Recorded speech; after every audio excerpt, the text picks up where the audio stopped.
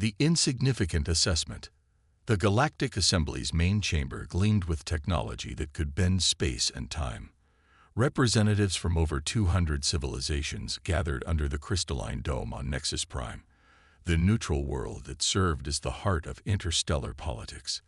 Today, they would assess a newly discovered species from a small blue planet called Earth. Ambassador Korath of the Thracian Empire stood at the center podium, his four arms folded in a gesture of supreme confidence. His reptilian scales shimmered under the artificial starlight as he began his presentation. Esteemed members of the Assembly, his voice boomed through the neural translators. We have completed our assessment of the species known as humans from the Sol system. The holographic display activated, showing images of Earth and its inhabitants. Several representatives made sounds of amusement or disdain as they observed the fragile-looking bipeds going about their daily lives. Physical analysis shows severe limitations, Korath continued, his tail swishing with barely concealed contempt. They lack natural armor, possess no inherent energy manipulation abilities, and their sensory organs are remarkably primitive. Their lifespans barely exceed 100 solar cycles, and they require constant intake of organic matter and water to survive. The Silveri delegate, a being of pure energy contained in a crystalline form, pulsed with curiosity. What of their technological achievements? Korath's mandibles clicked dismissively. Rudimentary at best, they have achieved basic spaceflight, but their vessels are slow and inefficient. Their weapons are primarily kinetic-based, relying on chemical propellants. They still use nuclear fission for power generation. Frankly, they're centuries behind even our youngest member species. Murmurs of agreement rippled through the assembly. The Zixian representative, whose species had mastered quantum tunneling 3 millennia ago, made a sound equivalent to laughter. Another primitive civilization to add to the protected list, then. Indeed, Korath nodded. I recommend Classification D. A developing species with limited potential. They pose no threat to galactic stability and require no immediate intervention. Perhaps in 1,000 cycles, they might achieve Classification C status. Just as the Council prepared to vote, the chamber's massive doors opened. A lone figure walked in, wearing a simple gray uniform adorned with a blue and green patch depicting Earth. The assembly fell silent, shocked that a human had somehow gained access to their most secure facility. Sarah Chen, Earth's first interstellar diplomat, strode confidently to the center of the chamber. Her dark eyes swept across the alien faces, showing neither fear nor awe at the technological marvels surrounding her. Honored members of the Galactic Assembly, she said, her voice steady and clear. I am Sarah Chen, representing the United Earth Government. We've monitored your transmissions and decoded your assessment protocols. While we appreciate your thorough evaluation, I must inform you that your conclusions are fundamentally flawed. The chamber erupted in various sounds of outrage and disbelief. Korath's scales darkened with anger. How dare this primitive interrupt our proceedings? Security. Chen raised her hand, and to everyone's surprise, the security systems didn't activate. We've temporarily disabled your defensive measures, she explained calmly. Not to threaten, but to demonstrate a point. You've underestimated us. She touched a device on her wrist, and the chamber's holographic systems displayed a different set of images, human achievements that the Council had overlooked or dismissed. You see our physical limitations as weakness. We see them as challenges to overcome. You mock our technology as primitive, yet you fail to recognize the speed at which we advance. The images showed human prosthetics that surpassed biological limbs, genetic modifications that enhanced natural abilities, and spacecraft designs that, while crude by galactic standards, showed innovative approaches to common problems. You classify civilizations based on what they are. Chen continued, not what they can become. Humanity's greatest strength isn't in our bodies or our current technology. It's in our adaptability, our creativity, and our relentless drive to push beyond our limits. Korath recovered from his shock and sneered. Pretty words from a species that still fights wars among themselves. Your planet is divided, your resources wasted on internal conflicts. What could you possibly offer the galaxy? Chen's expression hardened. A different perspective. A reminder that strength comes in many forms. And a warning. Do not mistake our current state for our potential. The assembly laughed, the sound echoing through the chamber like rolling thunder. Chen stood unmoved, her posture radiating a quiet confidence that unsettled some of the more perceptive delegates. Very well, Korath declared, his voice dripping with condescension. The human has spoken. Now let us proceed with the classification vote. The vote was swift and unanimous. Earth was designated a Class D civilization, to be monitored but largely ignored. Chen departed without another word, but her eyes held a promise that few in the assembly recognized. 3 months later, the Kryn Empire, known for preying on weaker civilizations, launched an invasion of Nova Haven, humanity's first extrasolar colony. The Kryn expected an easy victory against the primitive humans. They'd brought a fleet of 50 warships, each capable of devastating entire continents. The Galactic Assembly received the news with mild interest. Some members expressed token concern about the violation of protection protocols, but most assumed the human colony would fall within days. After all, what could a Class D civilization do against the might of the Kryn?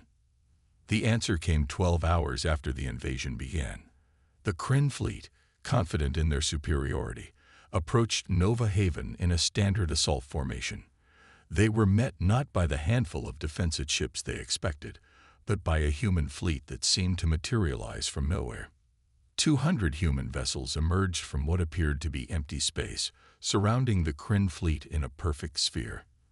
The alien sensors hadn't detected them, because the humans had developed a stealth technology that bent not just light, but space itself, something the Assembly had deemed impossible for a Class D civilization. Captain Marcus Rodriguez of the UEA's Defiant opened a channel to the Kryn flagship. "This is Captain Rodriguez of the United Earth Fleet. You have violated our sovereign territory. Withdraw immediately, or face the consequences." The Kryn commander laughed. "Primitive apes, your ships are nothing but tin cans. Surrender, and we might spare some of you for study." Rodriguez's response was to give a single order: all ships, execute Operation Steel Rain. What followed stunned observers across the galaxy. The human ships didn't engage in the traditional naval formations that had dominated space warfare for millennia.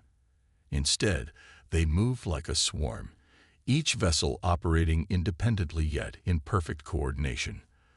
They used gravity wells as slingshots, turned asteroid fields into weapons, and employed tactics that seemed to defy conventional military doctrine.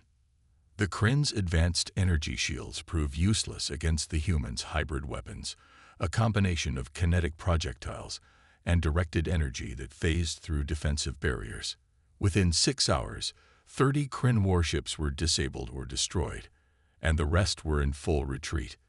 The news reached the Galactic Assembly like a shockwave. Ambassador Korath stared at the battle reports in disbelief.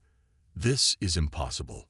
They're using theoretical technologies that should be beyond them for centuries." On the assembly floor, emergency sessions were called.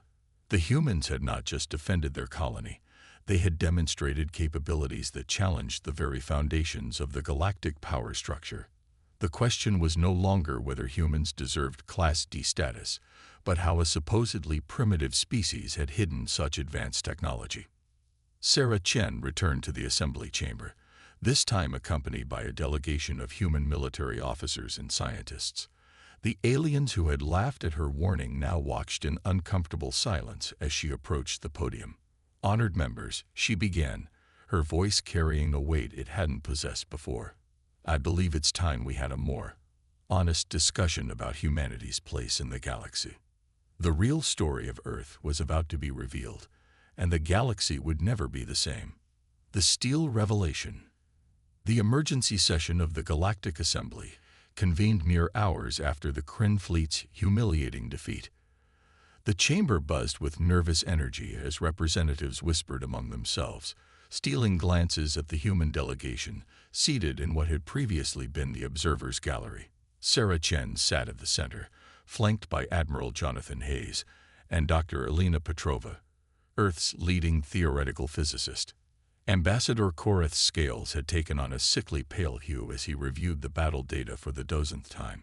The Kryn Empire's ambassador, a towering insectoid being named Vexithor, demanded answers with clicking mandibles and agitated wing vibrations. "This is an outrage." Vexthor's translated voice echoed through the chamber. "The humans employed weapons that violate 17 different galactic treaties. They must be sanctioned immediately." Chen rose slowly, her calm demeanor a stark contrast to the chaos around her. "Which treaties would those be, Ambassador Vexthor? The ones humanity was never invited to sign, or perhaps the ones that don't apply to Class D civilizations?" The chamber fell silent. Chen activated her holographic display, showing the Battle of Nova Haven from multiple angles. "Let me clarify what you witnessed. Every technology we employed was developed independently by human scientists. We violated no treaties because we were never part of your technological exchange programs." She gestured to Dr. Petrova, who stood and began her presentation. "The phase shift weapons you observed operate on principles of quantum tunneling that your scientists dismissed as theoretically impossible for space combat applications. The stealth technology uses gravitational lensing at a microscopic scale, something your researchers never pursued because they considered it too energy-intensive." The assembled delegates watched in stunned silence as Petrova explained technologies that challenged their understanding of physics. The humans hadn't just caught up to galactic standard. They had taken entirely different technological paths that the established civilizations had never considered. But how? The Silveri delegate pulsed with confusion. "Your industrial capacity, your resource base, it shouldn't be sufficient for such rapid advancement." Admiral Hayes stepped forward, his weathered face bearing the scars of countless battles. "That's where you fundamentally misunderstood us. You looked at our public infrastructure and assumed it represented our true capabilities. You never considered what we might build in secret."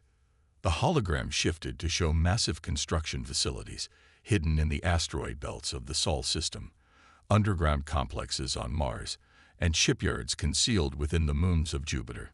The scale of the hidden infrastructure dwarfed anything the assembly had detected during their assessment. "For 50 years, Hayes continued, we've been preparing, not for conquest, but for the day when we would need to defend ourselves against those who would dismiss us as prey." Korath found his voice at last. "You deceived us. You presented yourselves as primitive while building weapons of war." Chen's eyes flashed with controlled anger. "We showed you exactly what you expected to see. Your own prejudices blinded you to the truth. You saw our conflicts and called us primitive, never recognizing that our struggles taught us to innovate under pressure.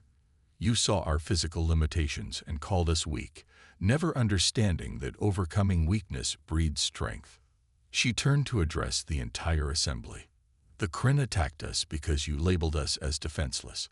How many other Class D civilizations have fallen to predators while you debated their worthiness?" The question hung in the air, uncomfortable and accusatory. Several delegates shifted uneasily, remembering civilizations that had been wiped out or enslaved while the assembly deliberated. 3 weeks ago, Chen continued, "we detected a Vraxian scout fleet approaching the Epsilon Eridani system, where another young civilization is developing. A civilization you classified as Class D, just like us." The Vraxian ambassador, a being of living crystal, chimed in alarm. "That is an internal matter of resource acquisition." "Is it?" Chen's voice cut like a blade. "Or is it another example of the strong preying on those you deem weak?" Before the Vraxian could respond, Admiral Hayes activated another display. 12 hours ago, the Vraxian scout fleet encountered unexpected resistance. The hologram showed human ships emerging from hyperspace near Epsilon Eridani, forming a defensive perimeter around the inhabited planet. The Vraxian scouts, caught off guard, found themselves facing weapons they couldn't counter and tactics they couldn't predict. "We gave them one warning," Hayes said. "They chose to engage. None of their ships survived." Chaos erupted in the chamber. The Vraxian ambassador demanded immediate military action, while others called for sanctions against Earth. Through it all, the human delegation remained calm, watching the panic they had orchestrated. Chen raised her hand, and surprisingly, the chamber quieted. "We are not your enemies," she said, her voice carrying to every corner of the vast room. "But we will not stand by while you allow the strong to devour the weak. The galaxy needs new perspectives, new approaches to old problems." She activated a final hologram, showing a star map with human fleet positions. Gasps echoed through the chamber as the delegates realized the extent of humanity's reach. Human ships were stationed near dozens of developing civilizations, forming a protective network that the Assembly had never detected. "We protected ourselves because you wouldn't," Chen declared. "We developed our technology because you wouldn't share yours. We built our fleets because you showed us that strength is the only language the galaxy truly respects." Korath slumped in his seat, his earlier arrogance completely deflated. "What do you want?" he asked, his voice barely above a whisper. Chen smiled, but there was no warmth in it. "Recognition, a seat on this council with full voting rights, and a complete restructuring of how this assembly treats developing civilizations." "Impossible," several delegates shouted.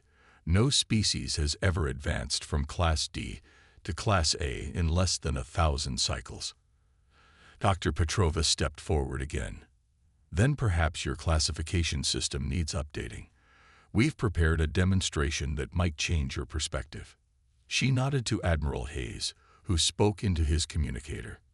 Moments later, alarms blared throughout Nexus Prime. The Assembly's defensive grid activated as a massive object appeared in orbit, a human dreadnought that dwarfed even the largest Thracian battleships. "The UES Prometheus," Hayes announced proudly. "Our flagship. It carries weapons that could crack a planet's crust, shields that can withstand a star's corona, and engines that can fold spacetime itself. We built it in 3 years." The chamber fell into stunned silence as the implications sank in.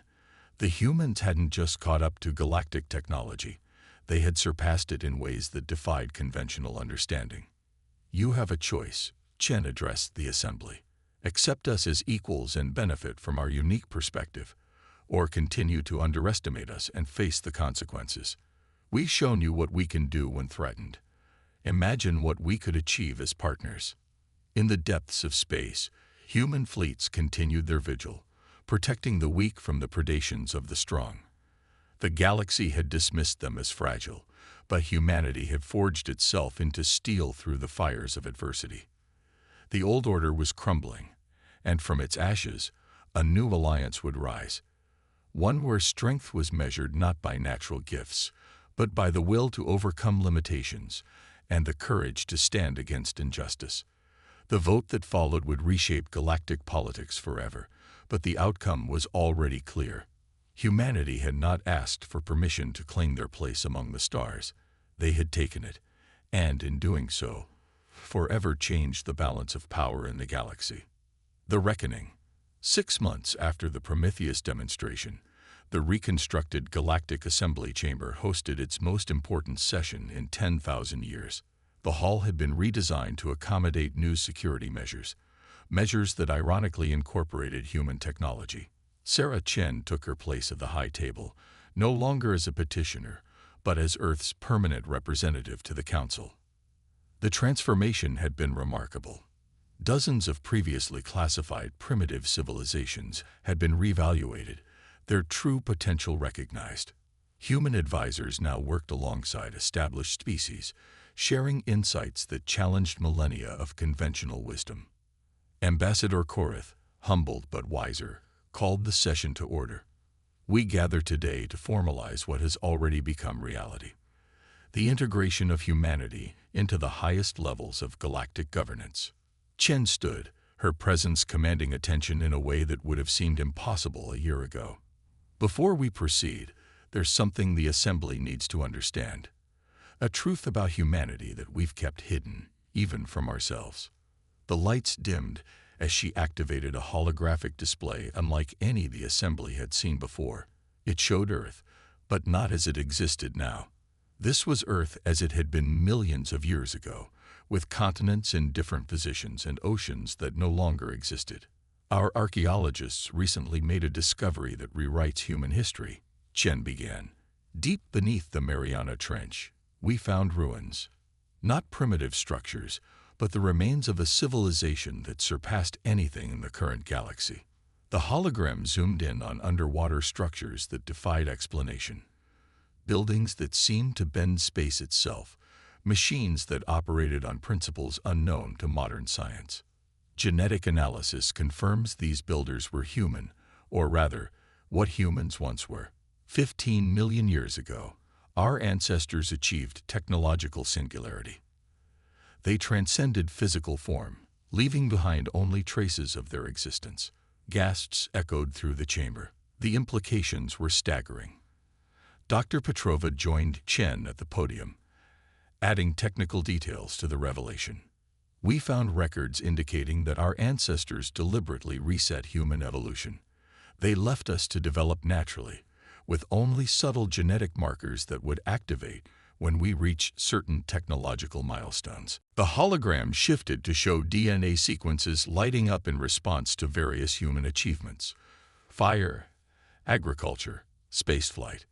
Each advancement triggered dormant genetic code, gradually unlocking humanity's true potential. This explains our rapid technological development, Petrova continued. We weren't learning. We were remembering. Each breakthrough activated ancestral knowledge encoded in our very cells. Ambassador Koreth's voice trembled as he spoke. Are you saying humans were once the dominant species in the galaxy? Chen nodded. Not just dominant, transcendent. Our ancestors chose to abandon their power, to experience existence anew. They seeded not just Earth, but dozens of worlds with life, hoping to see what would evolve. The revelation sent shockwaves through the assembly. Several elder species recognized elements of their own mythologies in Chen's words, legends of ancient beings who shaped the galaxy before vanishing into legend. But why reveal this now? The Silveri delegate pulsed with curiosity. Because the cycle is completing, Chen answered. Our genetic memories are fully awakening. Within a generation, humanity will reclaim abilities our ancestors possessed. We chose to share this truth as a gesture of trust and as a warning. Admiral Hayes stepped forward, his expression grave. In the ancient ruins, we found records of why our ancestors reset themselves. They had become so powerful that they risked destroying the fabric of reality itself. They chose limitation over annihilation. The chamber fell silent as the implications sank in. Humanity's rapid advancement wasn't an anomaly. It was a return to their natural state. We stand at a crossroads, Chen addressed the assembly. We can repeat the mistakes of our ancestors, pursuing power without wisdom, or we can forge a different path. That's why we propose the formation of the Galactic Alliance, not based on species classification or technological advancement, but on shared values and mutual respect. She activated another display, showing the framework for a new interstellar government. Gone were the hierarchical structures that had allowed powerful species to dominate weaker ones. In their place was a system of checks and balances, with rotating leadership and protection for developing civilizations. No species will be classified as primitive or advanced, Chen explained. Each brings unique perspectives and abilities. The Kryn's military expertise, the Silveri's energy manipulation, Earth's adaptability, all have value. Over the following weeks, negotiations reshaped galactic politics. Some species resisted, clinging to old power structures, but the majority recognized the wisdom in humanity's proposal. The presence of human fleets near developing worlds had already demonstrated the benefits of protection over exploitation. The signing ceremony for the Galactic Alliance Charter took place on Earth, in the newly constructed Unity Plaza in Geneva. Representatives from 217 civilizations gathered under the open sky, a symbolic gesture suggested by the humans. As Chen signed the charter, she reflected on the journey that had brought them here. A year ago, Humanity had been dismissed as insignificant. Now they stood as architects of a new galactic order, their true nature revealed not as conquerors, but as guardians. In her closing speech, Chen addressed not just the assembled delegates, but all sentient beings across the galaxy. We are all children of the stars, regardless of our form or origin. Our strength lies not in our weapons or our technology, but in our capacity for growth, understanding, and cooperation. Let this alliance be a testament to what we can achieve when we see potential instead of limitations, when we choose unity over division. The Prometheus, now serving as the Alliance's flagship, hung in orbit above Earth. Its weapons had been converted to defensive systems. Its mission changed from intimidation to protection. Around it, ships from a dozen species flew in formation. Former enemies now united in purpose. In the deep spaces between stars, human vessels continued their vigil, but now they were joined by others. The protective network expanded, ensuring that no civilization would face extinction, while others debated their worth. Years later, historians would mark this as the turning point in galactic civilization, the moment when humanity's true legacy was not in reclaiming their ancient power, but in choosing to use it wisely. They had been called fragile, dismissed as primitive, and targeted as prey. In response, they had shown the galaxy that true strength lay not in dominance, but in the courage to protect the weak and the wisdom to unite the divided. The stars themselves seemed to shine brighter as the new alliance took shape, as if the universe itself approved of this new path.